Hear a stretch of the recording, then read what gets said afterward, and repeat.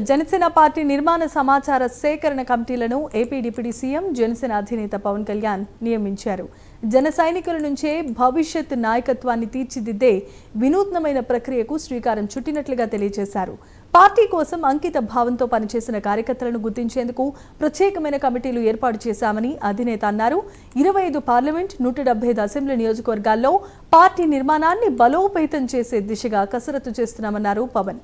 ఇక కేడర్ ఆధారిత నాయకత్వ వ్యవస్థను మరింత పటిష్టం చేయడం లక్ష్యంగా ముందుకు వెళ్లాల్సిందిగా ఆయన సూచించారు.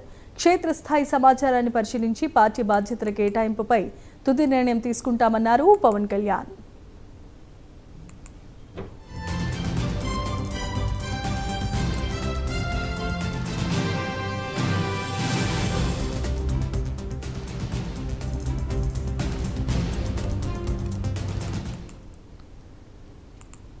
జనసేన పార్టీ నిర్మాణ సమాచార సేకరణ కమిటీలను ఏపీ డిప్యూటీ సీఎం జనసేన అధినేత పవన్ కళ్యాణ్ నియమించారు.